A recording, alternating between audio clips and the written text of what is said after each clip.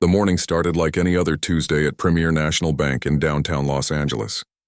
The sun was already heating up the sidewalks outside, and inside the air conditioning hummed steadily. Behind counter number 3 sat David Chen, a bank teller who had been working there for almost 3 years now. He had his routine down to a science. Coffee at 7:30, check the cash drawer, and then face whatever the day would throw at him. David liked to think he was good at his job. Really good, actually. He could spot a troublemaker from across the lobby. He knew which customers would waste his time with endless questions and which ones would be in and out in 2 minutes flat. It was a skill he'd picked up over the years, and he was kind of proud of it. His coworkers even joked about it sometimes, calling him the human lie detector. Around 10 in the morning, the usual rush started to die down. David had just finished helping an older woman deposit her Social Security check when he noticed someone new walking through the glass doors. The guy looked to be in his 50s, maybe late 40s if he took care of himself. But from the looks of it, taking care of himself wasn't high on this man's priority list. The stranger wore a faded black t-shirt with some old rock band logo that had been washed so many times you could barely read it anymore. His jeans were the kind you'd wear to fix a car or paint a house, with worn patches on the knees and frayed edges at the bottom. The boots on his feet had clearly walked a lot of miles, scuffed and dusty like he'd just come from a construction site. His hair hung down past his collar, a bit messy, like he'd forgotten to brush it that morning. Or maybe several mornings. David felt his eyebrows raise slightly.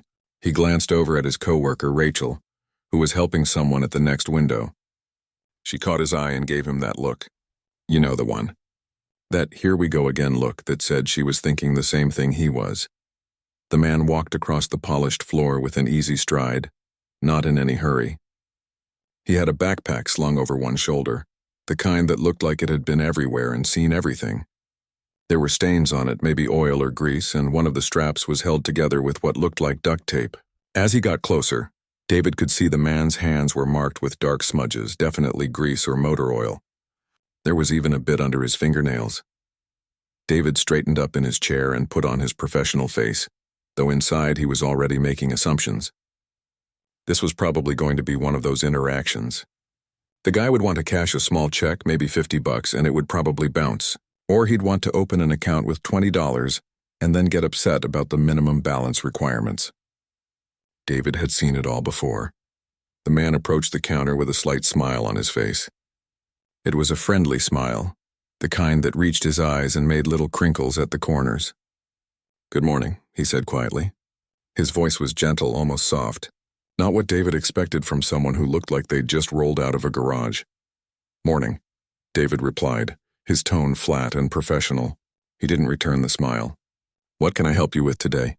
"I need to make a withdrawal, please," the man said, setting his backpack down on the floor beside him. He spoke with a politeness that seemed genuine, not the fake kind some people used when they wanted something. David slid a withdrawal slip across the counter, the paper making a slight scratching sound against the marble surface. "Fill this out. I'll need to see your ID and account information." The man nodded and started filling out the slip. His handwriting was neat, careful. David drummed his fingers on the counter, not bothering to hide his impatience. Behind the scruffy stranger, a line was starting to form. A woman in a sharp business suit checked her watch and sighed. A man in an expensive-looking sweater shifted his weight from foot to foot. David could feel their impatience radiating toward his window, and he didn't like it. "There's a line forming," David said, his voice carrying just a hint of irritation. "If you could hurry it up a bit." "Sorry," the man said, not looking up from the form. "Almost done." Rachel walked past David's station carrying a stack of papers. She leaned in slightly and whispered, just loud enough for David to hear, but hopefully not loud enough for the customer. "Some people really should clean up before coming to a bank." David couldn't help the small laugh that escaped. It was mean, he knew that, but it felt like a release valve for the frustration building in his chest. This guy was holding up the line, looking like he'd just crawled out from under a car and didn't seem to have any sense of urgency whatsoever. The man looked up briefly when he heard the laugh. His eyes met David's for just a second, and there was something in that glance. Not anger, not hurt, just a kind of quiet understanding, like he'd heard it all before and had stopped letting it bother him a long time ago. Then he went back to finishing the form. When he finally slid the withdrawal slip back across the counter, the man reached into his pocket and pulled out a simple black debit card. No fancy design, no platinum or gold coloring, just a basic card like millions of other people carried. Then he pulled out his wallet, an old leather thing that looked like it had been with him for decades, and extracted his driver's license. David picked up the license and held it up, examining it with more care than he usually would. He told himself he was just being thorough, making sure it wasn't fake. But really, he was making a point. He was showing this scruffy customer that he was being watched, that David wasn't going to let anything slide just because the guy seemed nice. The license looked legitimate enough. California issued, current, not expired. The photo showed the same man standing in front of him, though maybe with slightly shorter hair. David glanced at the name but didn't really process it. He was too busy feeling annoyed about the whole situation. Behind the man, the woman in the business suit made an exasperated sound. "Is there another window available?" She called out to no one in particular. "Just a moment, ma'am," David called back. Then quieter, more to himself than anyone else. "Some people just don't understand that time is money." The man in the worn clothes said nothing. He just stood there patiently, his hands resting on the counter, those oil-stained fingers visible to everyone. He didn't seem bothered by the comments, by the sighs from the people behind him, or by David's obvious disdain. There was a calmness about him that was almost unnerving. David finally turned to his computer, ready to process this transaction as quickly as possible and move on to customers who actually mattered. He swiped the debit card through the reader with a practiced motion and waited for the system to load. His fingers were already moving toward the keyboard, ready to type in the withdrawal amount and get this over with. The computer screen flickered for a second as it pulled up the account information. David's eyes moved to the screen, expecting to see a low balance, maybe a few $100s at most. What he saw instead made his fingers freeze in midair. His eyes went wide. His mouth fell open slightly. The number on the screen couldn't be right. It just couldn't. But there it was, in plain black text on the white background of the banking software. An account balance that had so many zeros David had to count them twice to make sure he wasn't seeing things. His heart started beating faster. A cold feeling washed over him, starting at the top of his head and working its way down to his feet. This couldn't be happening. Not to him. Not today. He looked up at the man in the worn t-shirt and scuffed boots, really looked at him this time, and suddenly the face became familiar. Very familiar. And that's when David realized just how badly he had messed up. David felt like someone had just punched him in the stomach. His hands started shaking slightly as he stared at the computer screen, then back at the man standing in front of him, then back at the screen again. The numbers didn't change. They were still there, glowing on the monitor like they were mocking him for being such an idiot. He knew that face. Everyone knew that face. It had been on movie posters, magazine covers, billboards. This was Keanu Reeves. The actual real Keanu Reeves, standing in his bank at his window, wearing old clothes and covered in motor oil, while David had just treated him like he was nobody, worse than nobody, like he was a burden, like he was wasting everyone's time. David's throat felt tight. He tried to swallow but couldn't. His carefully constructed professional image, his confidence in being able to read people, all of it came crashing down around him in that moment. The worst part was that Keanu was just standing there with that same patient expression. Not angry, not demanding to see a manager, just waiting quietly for David to finish the transaction. "Is everything okay?" Keanu asked, his voice still gentle. He probably thought there was a problem with his account or something. He had no idea that the problem was David's entire existence in that moment. Yes, David stammered, trying to find words that wouldn't come. His face felt hot. He could feel sweat forming on his forehead despite the air conditioning. Behind Keanu, the line of customers was getting longer and more restless, but David couldn't focus on them anymore.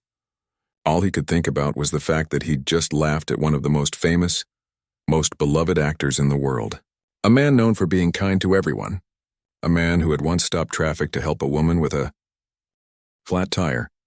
A man who gave millions to charity and took pay cuts so that crew members on his films could get paid more. "How much would you like to withdraw, sir?" David finally managed to say, his voice coming out higher than normal. He added the "sir" at the end, something he hadn't done before, and it sounded desperate even to his own ears. Keanu seemed to notice the sudden change in David's demeanor. A small, knowing look crossed his face like he understood exactly what had just happened, but he didn't call David out on it. He didn't demand an apology or threaten to close his account. He just said simply, $200, please. $200. Out of an account that had tens of millions in it. David's mind couldn't process it. He'd seen wealthy customers before, people with six-figure accounts who would come in demanding VIP treatment, making sure everyone knew how important they were. And here was a man with more money than most people would see in 10 lifetimes, asking for $200 like it was the most normal thing in the world. Dressed like he was about to change his oil, David's fingers fumbled on the keyboard as he processed the withdrawal.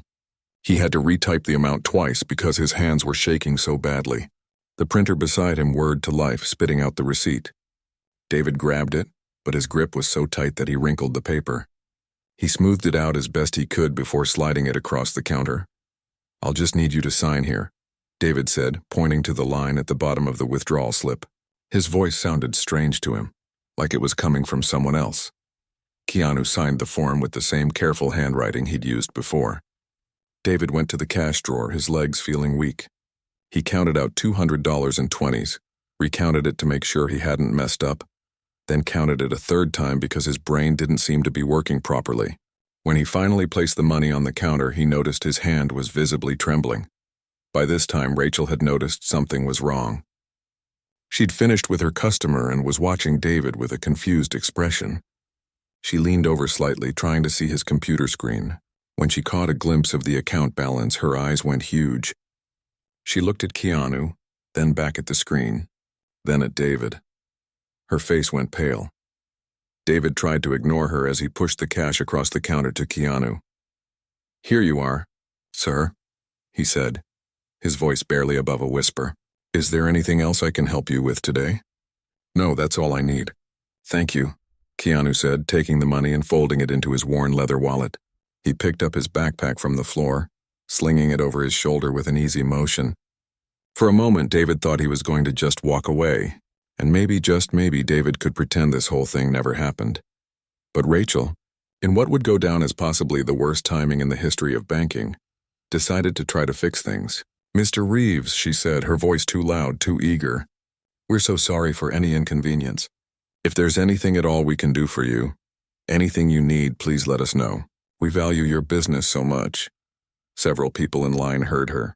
The name Reeves carried across the lobby. Heads turned. People started pulling out their phones. David watched in horror as the situation went from bad to catastrophic. A young woman near the back of the line gasped and whispered to her friend. An older man squinted, trying to get a better look. Within seconds, there was a buzz of recognition spreading through the bank. Keanu's expression didn't change much, but David could see a slight tightening around his eyes. This was probably why he dressed the way he did, why he kept such a low profile. He was trying to avoid exactly this kind of attention. And now, because of Rachel's big mouth and David's earlier rudeness, he was stuck in the middle of a scene. "It's fine, really," Keanu said to Rachel, but his words were directed at the growing crowd. "Just needed some cash. Have a good day, everyone." He started to move toward the door, but people were already positioning themselves to intercept him, or at least to get a photo. That's when David heard the voice he'd been dreading. "Chen, my office, now." He turned to see Robert Harrison, the bank manager, standing in the doorway of his office. Robert's face was red, his jaw clenched tight. He'd clearly seen everything that had happened, or at least enough of it to know that David had screwed up in a major way. Robert was usually calm, professional, the kind of manager who would take you aside quietly to discuss problems. But right now, he looked furious. David glanced back at Keanu, who was navigating his way through the small crowd that had formed. Someone asked for an autograph. Someone else tried to take a selfie with him. Through it all, Keanu remained polite, smiling, taking a moment with each person even though he clearly just wanted to leave. That somehow made David feel even worse. The man he'd dismissed and laughed at was now showing more grace and kindness to complete strangers than David had shown to him. Rachel touched David's arm. "I didn't mean to make it worse," she whispered. "I was just trying to help." "I know," David said, though he wasn't sure if she'd made things worse or just exposed what was already a disaster. "I need to go talk to Robert." He walked across the lobby on shaky legs, very aware that customers were watching him.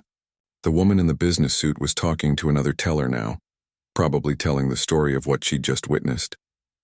The man in the expensive sweater had his phone out, likely posting about it on social media right this very moment.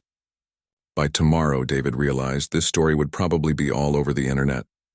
Robert stepped back to let David into his office, then closed the door with a click that sounded like a jail cell locking. The office was small, with a desk covered in papers, a computer monitor, and a photograph of Robert's family at Disneyland. The walls were decorated with various banking awards and certifications that suddenly seemed meaningless. "Sit down," Robert said, his voice tight with controlled anger. David sat in the chair across from the desk, feeling like a student called to the principal's office. His stomach was churning. He'd never been in serious trouble at work before. Sure, he'd had customers complain about him being a bit short or impatient, but nothing major. Nothing like this. Robert remained standing, his arms crossed over his chest. He didn't yell. Somehow that was worse. "Do you want to tell me what just happened out there?" he asked. "I didn't know who he was," David started to say, but Robert cut him off. "That's exactly the problem, David. You shouldn't need to know who someone is to treat them with respect. That's basic decency. That's the absolute minimum we expect from our employees."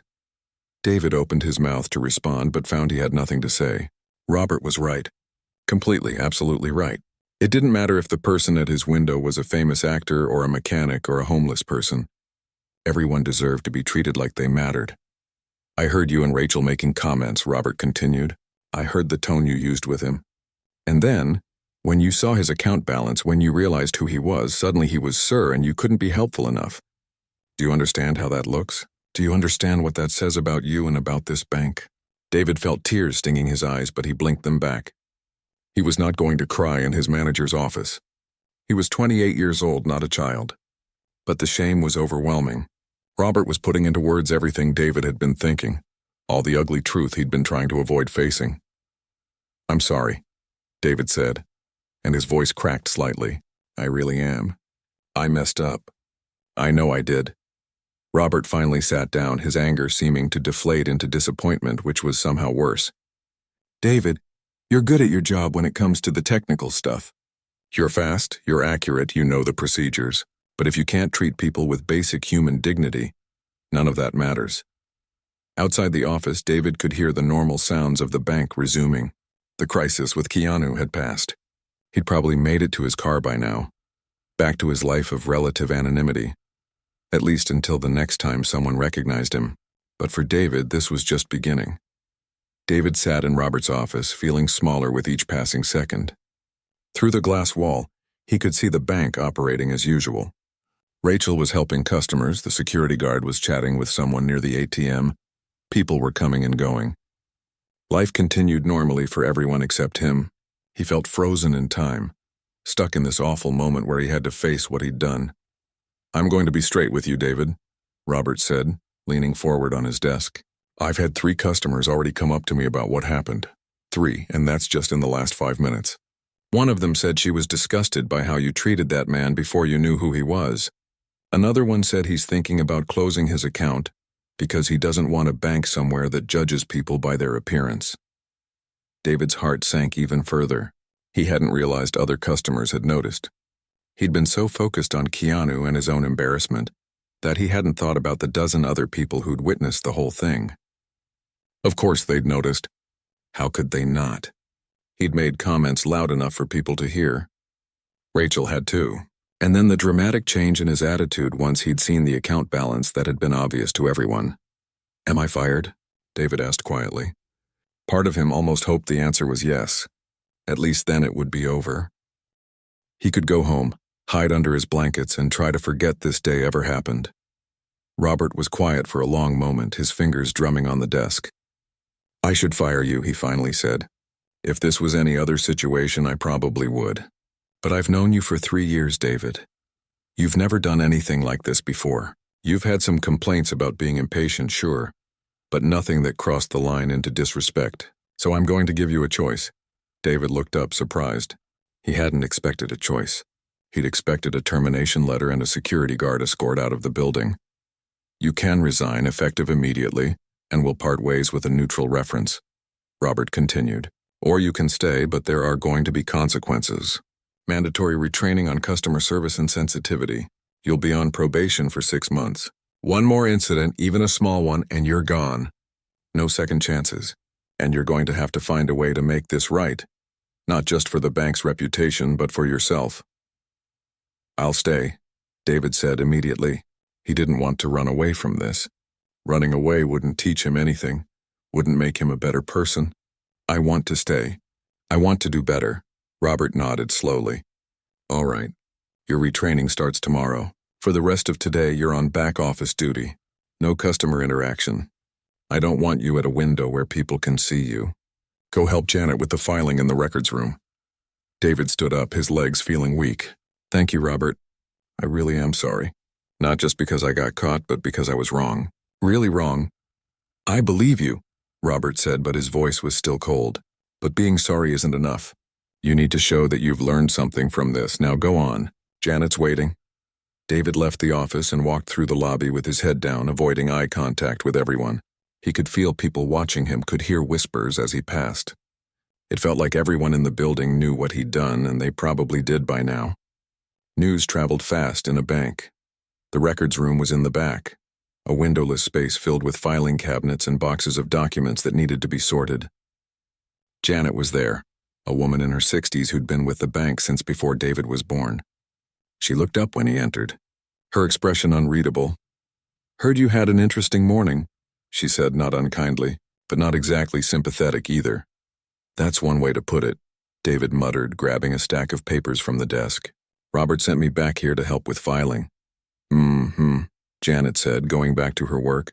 For a while they worked in silence, the only sounds being the shuffle of papers and the squeak of filing cabinet drawers. David's mind was racing. He kept replaying the whole encounter in his head, seeing Keanu's face, remembering the tone he'd used, the way he'd laughed at Rachel's comment. Each memory made him cringe. After about 20 minutes, Janet spoke again. You want to know something interesting about that man you embarrassed today? David looked up, surprised. You know about Keanu Reeves? Everyone knows about Keanu Reeves, honey. I've been a fan since the first Bill and Ted movie. She smiled slightly. But what you might not know is that he's famous for being one of the nicest people in Hollywood. There are stories all over the internet about him. He takes pay cuts so crew members can get better wages. He's given millions to children's hospitals and cancer research. He once flew economy on a flight that got diverted. And instead of complaining, he helped entertain the other passengers and even arranged for a bus to take everyone to their destination. David felt his stomach twist again. Of course the man he'd treated badly was known for being good to others. That somehow made it worse. There's this one story I read, Janet continued, organizing papers as she talked. A homeless man approached him on the street once. Instead of walking past or giving him some spare change and moving on, Keanu sat down next to him on the curb. They talked for like 30 minutes. Just talked, like they were old friends. The man later said it was the first time in months anyone had treated him like a person instead of a problem. Why are you telling me this? David asked, though he knew the answer. Because you need to understand what you did today. You didn't just treat a customer badly. You treated one of the genuinely good people in this world badly, and you did it because of how he looked. Janet's voice wasn't harsh, but it was firm. That man could have walked in here in a $1,000 suit and you would have tripped over yourself to help him. But because he looked ordinary, because he looked like someone who works with their hands for a living, you decided he wasn't worth your time or respect. David set down the papers he was holding. I know, you're right. I know you're right. The question is, what are you going to do about it? Janet asked. You can feel bad, sure. You should feel bad. But feeling bad doesn't change anything if you don't actually change. Before David could respond, his phone buzzed in his pocket. He pulled it out and saw a text from his friend Leo. The message just said, "Dude, are you famous?" with a link attached. David clicked on it with a sense of dread. The link took him to Twitter, where a video was already going viral. Someone had filmed the whole thing in the bank. The video was shaky and the audio wasn't great, but it was clear enough. You could hear David's impatient tone, could see him examining Keanu's ID with obvious skepticism, could hear Rachel's whispered comment about appearances mattering. Then the video showed the moment when David's face changed, when he realized who he was dealing with. and his sudden shift to calling Keanu sir and acting overly helpful. The video had already been viewed hundreds of thousands of times. The comments were brutal. "This is why I hate going to banks. The judgment is real. Poor Keanu. He's literally one of the nicest celebrities, and even he gets treated like garbage. That teller should be fired. Absolutely disgusting behavior. Notice how his attitude changed the second he saw the money? These people only respect you if you're rich. This is exactly what's wrong with society. We judge people based on appearance instead of character." David felt sick. He scrolled through comment after comment, each one feeling like a punch to the gut. Some people were defending him, saying he didn't know who Keanu was and made an honest mistake. But they were vastly outnumbered by people calling him out for his behavior. "It's online, isn't it?" Janet asked, seeing his face. "Yeah," David said, his voice hollow. "A video of the whole thing. It's already viral. Hundreds of thousands of views." Janet nodded knowingly. "That's the world we live in now. Everyone has a camera. Every mistake can become public." David's phone kept buzzing with notifications. More texts from friends and family who'd seen the video. A notification that his own social media accounts were getting flooded with comments from strangers. His mom calling, probably to ask if he was okay. He turned his phone to silent and shoved it back in his pocket. "I can't believe this is happening," he said, more to himself than to Janet. "I made one mistake, one bad judgment. And now it's everywhere." "You made a choice," Janet corrected him gently. "It wasn't just one moment. It was a series of choices. You chose to judge that man by his appearance. You chose to be impatient with him. You chose to laugh at Rachel's comment instead of shutting it down. Those were all choices, David. And choices have consequences." She was right, of course. This wasn't bad luck or a misunderstanding. He'd acted badly, and now he was facing the results of his actions. The fact that it had become public just meant more people knew about it. But the core problem, the real issue, was his behavior. "What do I do now?" David asked. He felt lost, overwhelmed by the sudden attention and criticism. "You learn," Janet said simply. "You take this moment, as painful as it is, and you learn from it. You become a better person. That's all you can do." For the rest of the afternoon, David worked in silence, filing papers and trying not to think about the video spreading across the internet. But his mind kept wandering back to Keanu standing at his window, patient and kind despite being treated poorly. He thought about all the stories Janet had told him, about Keanu's kindness to others, his humility despite his success. Around 4 in the afternoon, Rachel came into the records room. Her eyes were red like she'd been crying. "Have you seen the video?" she asked. "Yeah," David said. "I'm in it too. People are saying awful things about me." She wiped at her eyes. "My sister called me and said I was trending on Twitter. Me? I've never been trending on anything in my life, and now it's for this." David felt a stab of guilt. Rachel had made one comment, but it was his attitude, his behavior that had set the tone for the whole interaction. She just followed his lead. "I'm sorry," he said. "This is mostly my fault. We both messed up," Rachel said. "Robert already talked to me too. I'm also on probation, and I have to do the retraining with you." They stood there in the records room, 2 people who'd made a mistake and were now facing very public consequences. David thought about how different this day had started, with him feeling confident and capable, and how it was ending, with him hiding in a back room while the internet tore him apart. But somewhere in the middle of all that shame and regret, David felt something else starting to form. A determination to do better, to be better. This was his rock-bottom moment. The only direction left to go was up. That evening, David drove home in a daze. The Los Angeles traffic was its usual nightmare, but he barely noticed. His mind was stuck on repeat, playing the events of the day over and over like a bad song he couldn't get out of his head. Every time he stopped at a red light, he'd see people in other cars on their phones. Were they watching the video? Were they reading comments about him? Judging him the same way he'd judged Keanu? When he finally pulled into the parking lot of his apartment building, David sat in his car for a long moment before getting out. He didn't want to go inside. Going inside meant facing his roommate Tyler, who had definitely seen the video by now. It meant checking his phone and seeing however many new notifications had piled up. It meant confronting the reality of what his life had become in just a few hours. But sitting in his car forever wasn't an option, so David eventually grabbed his bag and headed upstairs. The moment he opened the apartment door, Tyler was there, laptop open on the coffee table, concern written all over his face.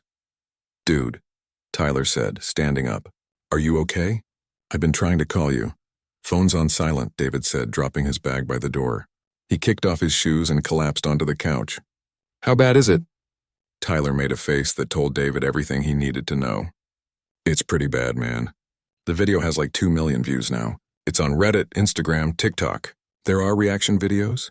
Commentary channels are talking about it. Some people are trying to figure out which bank you work at so they can leave bad reviews." David closed his eyes and leaned his head back against the couch. 2 million views. 2 million people watching him be a jerk. 2 million people seeing the worst moment of his life. "But hey," Tyler added quickly, "some people are defending you, saying everyone makes mistakes, that you didn't know who he was, stuff like that." "It doesn't matter that I didn't know who he was," David said, opening his eyes. "That's the whole point. I shouldn't have treated him that way regardless of who he was. That's what everyone's trying to say, and they're right." Tyler sat back down, looking at his friend with sympathy. "So what happens now? Are you fired?" "No, probation for 6 months. Mandatory retraining. One more mistake and I'm done." David rubbed his face with his hands. "Robert basically gave me a second chance I probably don't deserve." "Everyone deserves a second chance," Tyler said. "That's what separates good people from bad people. Good people learn from their mistakes." David's phone, still on silent in his pocket, kept buzzing. He pulled it out and looked at the screen. 67 missed calls, over 200 text messages. His social media notifications had stopped counting at 99 plus. There were emails too, some from people he hadn't talked to in years, probably reaching out to gossip or offer fake sympathy. One text message stood out though. It was from his younger sister, Amy. "Call me when you can. Love you no matter what." That one made his eyes sting with tears. Amy was in college, studying social work, always the empathetic one in the family. If anyone would understand that people made mistakes, it would be her. He texted back quickly, "Love you too. I'm okay. Just need some time." Over the next few days, David became a person he barely recognized. He called in sick to work, which Robert allowed given the circumstances. He needed time away from the public eye, time to let the initial storm pass. He spent most of his time in the apartment, venturing out only early in the morning or late at night when fewer people were around. The video continued to spread. News websites picked up the story with headlines like "Bank Teller Learns Expensive," "Lesson About Judging Book by Its Cover," and "Keanu Reeves Shows Grace After Disrespectful Treatment at Bank." Some articles were more sympathetic to David, focusing on the harsh reality of internet mob justice. Others used him as an example of everything wrong with modern society's obsession with wealth and status. David read them all. Every article, every comment thread, every reaction video. Tyler told him to stop, that it wasn't healthy. But David felt like he needed to understand the full scope of what he'd done. He needed to see how his actions had affected not just Keanu, but everyone who'd witnessed it and everyone who'd seen the video. On the third day, something unexpected happened. David was scrolling through Twitter when he saw a new post that was gaining traction. It was from Keanu Reeves's verified account. David's heart started pounding as he read it. "To the bank employee in the recent video, I hope you're doing okay. We all make mistakes and judge too quickly sometimes. What matters is that we learn and grow. I've been on both sides of judgment and I know it's not easy. Be kind to yourself as you figure out how to be kinder to others." The tweet had millions of likes and shares within hours. The comments were a mix of people praising Keanu for his compassion and others saying David didn't deserve his kindness. But what struck David most was the simple humanity in those words. Keanu, who had every right to be angry, who could have demanded David be fired or publicly shamed him further, had instead offered understanding. David read the tweet over and over, his vision blurring with tears. He didn't deserve this, Grace. He'd been cruel and dismissive, and Keanu was responding with kindness. It was almost harder to accept than the criticism had been. Tyler saw him crying and came over, reading the tweet over his shoulder. "Wow," he said softly. "That's incredible." "I don't deserve this," David said, wiping his eyes. "After how I treated him, I don't deserve his compassion." "Maybe that's exactly why he's giving it to you," Tyler said. "Because you don't feel like you deserve it. That's what makes it real kindness." The tweet changed the narrative somewhat. While plenty of people still criticized David, Others started discussing the importance of forgiveness and second chances. Some shared their own stories of times they'd judged someone unfairly or been judged themselves. The conversation shifted from pure condemnation to something more nuanced. On Monday, David returned to work. He'd spent the weekend mentally preparing himself, rehearsing what he'd say to his coworkers, how he'd handle the inevitable stares and whispers. But when he walked into the bank that morning, something unexpected happened. Robert was waiting for him at the entrance with Janet and a few other employees. "Welcome back," Robert said. His voice wasn't warm exactly, but it wasn't hostile either. "We're glad you're here." "Thank you," David said quietly. "I'm ready to work hard and prove that I can do better." "We know you will," Janet said, giving him a small smile. "We've all seen Keanu's tweet. It says something that even the person you wronged is willing to forgive you." The day was hard. Customers recognized him. Some made comments, others just stared. But David kept his head down and focused on his work. He was back on counter duty, but with specific instructions from Robert to be extra mindful of his interactions. Every customer who came to his window, David made eye contact, smiled genuinely, and treated them with careful respect. During his lunch break, David sat in the break room alone, eating a sandwich he'd brought from home. He was scrolling through his phone, which had become a nervous habit, when Rachel came in. She looked as tired as he felt, with dark circles under her eyes. "How are you holding up?" she asked, sitting down across from him. "I'm here," David said. "That's about all I can say. You?" "Same. My parents saw the video." "That was fun to explain." She laughed bitterly. "My dad gave me this whole lecture about treating people with dignity. Like I didn't already feel bad enough." They sat in companionable silence for a moment. Both of them were in the same boat, facing the same consequences, learning the same hard lessons. "I've been thinking about volunteering," Rachel said suddenly. "Like at a soup kitchen or something." "I don't know. I just feel like I need to do something to balance out the bad karma." "You know, that's actually a really good idea," David said. The thought hadn't occurred to him, but now that she mentioned it, it felt right. He needed to actively work on becoming a better person, not just avoid being a bad one.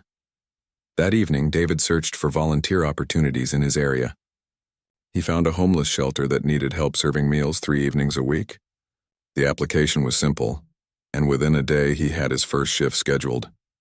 The following Wednesday, David showed up at Hope Mission Shelter wearing jeans and an old t-shirt, ready to work. The coordinator, a woman named Patricia who looked to be in her 50s, showed him around and explained what he'd be doing. Serving food, cleaning tables, sometimes just sitting and talking with people who wanted company. "Most of our volunteers stick around for a while once they start," Patricia said as they walked through the dining hall. "There's something powerful about this work. It reminds you what really matters." That first night, David served meals to about 50 people. They came from all walks of life. Some were older folks who'd fallen on hard times. Others were younger, dealing with addiction or mental health issues. Some were families with children, parents who'd lost jobs or housing, and were trying to keep their kids fed and safe. David talked to a man named Frank who used to be a construction foreman before an injury left him unable to work. He listened to a woman named Denise talk about her 3 kids and how hard it was to find affordable housing in Los Angeles. He played cards with a teenager named Chris who'd run away from an abusive home and was trying to figure out his next move. Every person he met, David tried to see them as individuals with their own stories, their own dignity, their own worth that had nothing to do with their circumstances. It was humbling and eye-opening in ways he hadn't expected. On his drive home that night, David thought about how close he'd come to being the kind of person he didn't want to be. Someone who measured human value by external markers. Someone who treated kindness like a transaction, only offering it to people who seemed important or useful. The experience with Keanu had cracked something open in him, something that needed to break so something better could grow. 6 months passed. It sounds like such a short time when you say it out loud, but for David, those 6 months felt like years. Every day was a conscious effort to be better, to think before he spoke, to treat every person who came to his window with genuine respect and kindness. Some days were easier than others. Some days he caught himself making snap judgments and had to actively push those thoughts away. But slowly, gradually, it started to become natural instead of forced. The internet's attention had moved on after a few weeks, the way it always does. There was always some new controversy, some new viral moment to obsess over. David's video was still out there, of course. It would probably never fully disappear, but at least people weren't actively searching for him anymore, weren't showing up at the bank to take pictures or make comments. His probation period was ending, and David had a meeting scheduled with Robert to discuss his future at the bank. As he sat in the small office that had once felt like a place of judgment and shame, David realized how much had changed. Robert looked different to him now, less like a figure of authority and more like a person who'd given him a second chance when he didn't have to. "So," Robert said, leaning back in his chair, "6 months? How are you feeling?" "Tired," David admitted with a small smile. "But good tired. Like I've been working on something important." Robert nodded. "I've been watching you, David. I've read the customer feedback forms. I've listened to people talk about their experiences at your window. You know what I've heard?" David shook his head, anxiety creeping into his chest. "I've heard that you're one of the most patient, kind tellers we have. People specifically request your window now. Last week, an elderly woman told me you spent 20 minutes helping her set up online banking, even though there was a line, and you did it with a smile. You made her feel like she was the only person who mattered in that moment." David felt his throat tighten with emotion. "I just tried to treat her the way everyone deserves to be treated." "That's exactly my point," Robert said. "That's what this job should be. That's what I wish every employee understood without having to learn it the hard way." He pulled out a folder from his desk. "Your probation is officially over. You're a permanent employee in good standing, but more than that, I want to offer you something." David looked up, surprised. "We're creating a new training program for all employees, focused on customer dignity and service without judgment. I want you to help develop it.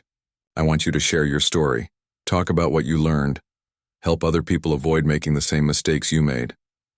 "You want me to talk about the worst moment of my life to new employees?" David asked, not sure how he felt about that. "I want you to talk about your growth," Robert corrected. "Yes, you made a terrible mistake.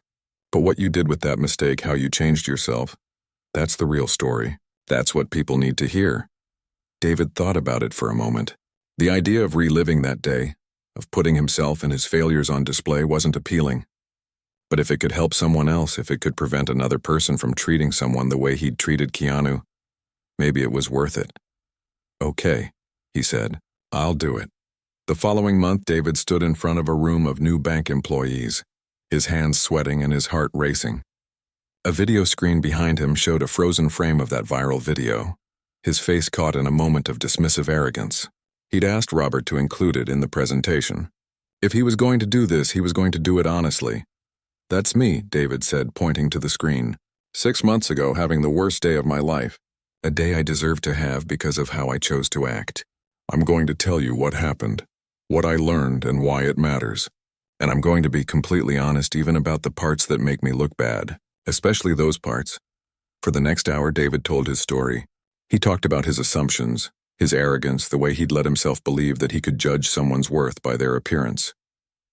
He talked about the shame of going viral, the pain of seeing millions of people condemn him. But he also talked about Keanu's tweet, about that moment of undeserved grace that had changed something fundamental in him. "The thing is," David said, nearing the end of his presentation, "I thought I was a good person before this happened. I thought I was just doing my job, being efficient, managing my time. But I was really just being a snob. I was measuring people by arbitrary standards that had nothing to do with their actual value as human beings." He paused, looking around the room at the new employees. Some looked uncomfortable. Some looked thoughtful. A few were nodding along, probably recognizing their own biases in his story. "You're going to see all kinds of people come through that door," David continued. "Rich people, poor people, famous people, unknown people. People in suits, people in work clothes, people in their worst outfits because they just need to get their banking done and go home. And here's what I learned. None of that matters. Not one bit. Every single person who walks through that door deserves your respect, your patience, and your best service. Not because they might be secretly rich or secretly famous, but because they're human beings, and that's reason enough." After the presentation, a young woman approached him. She looked nervous, shifting from foot to foot. "That was really brave," she said, sharing all that. "I have to admit, I've definitely judged people before. Not at work yet since I just started, but like in general. Your story made me think about that differently. Good, David said. That's all I can hope for. That maybe one person hears this and treats someone better because of it. The volunteer work at Hope Mission became a regular part of David's life. 3 nights a week he'd show up after his shift at the bank and spend a few hours serving meals, cleaning up, talking with people. He got to know the regulars, learned their stories, celebrated their small victories, and sat with them through their struggles. Frank, the former construction foreman, eventually got connected with a disability assistance program that helped him find housing. David was there the day Frank came in to say goodbye to everyone, before moving into his new place. The older man hugged him tight and said, "You're one of the good ones, kid. Don't forget that." Chris, the teenager who'd run away from home, started working with a youth counselor Patricia had connected him with. Last David heard, Chris was back in school and working part-time at a grocery store, building a new life for himself. These stories, these connections, they filled something in David that had been empty before. They reminded him every day why kindness mattered, why treating people with dignity wasn't just the right thing to do, but was essential to being fully human. One evening, about 8 months after the incident, David was at his window at the bank when he looked up and felt his heart stop. Keanu Reeves was walking through the door. Same casual clothes, same comfortable stride, same backpack slung over his shoulder. David's first instinct was panic. His hand started shaking. His mind went blank, but then Keanu saw him, made direct eye contact, and smiled. A real genuine smile, and he walked straight to David's window even though there were other tellers available. "Hi," Keanu said, setting his backpack down. "How are you doing?" David took a deep breath. "I'm okay. Better than last time you were here." He paused, then said what he'd been wanting to say for months. "Mr. Reeves, I owe you an apology. A real one. What I did that day was wrong and disrespectful, and you didn't deserve it. Nobody deserves to be treated the way I treated you. I'm sorry. Truly, deeply sorry." Keanu's expression softened. "I appreciate that. Your apology, I mean. I saw that you've been volunteering at Hope Mission. I make donations there sometimes. Patricia mentioned you." David felt surprise wash over him. "You know Patricia? I've known her for years. She does amazing work." Keanu leaned against the counter, relaxed. "She told me you've been one of their most dedicated volunteers, that you really connect with people there, treat everyone with respect and kindness." "I'm trying to be better," David said simply. "Your tweet, what you said about learning and growing, that meant a lot to me. More than you probably know." "We all need grace sometimes," Keanu said. "I've made plenty of my own mistakes. The difference is most of mine don't end up on the internet." He smiled to show he was joking, trying to ease the tension. They completed the transaction, David withdrawing another $200 for Keanu, just like last time. But everything about the interaction was different. David was present, attentive, respectful. He asked if there was anything else he could help with. He thanked Keanu for his patience and his kindness.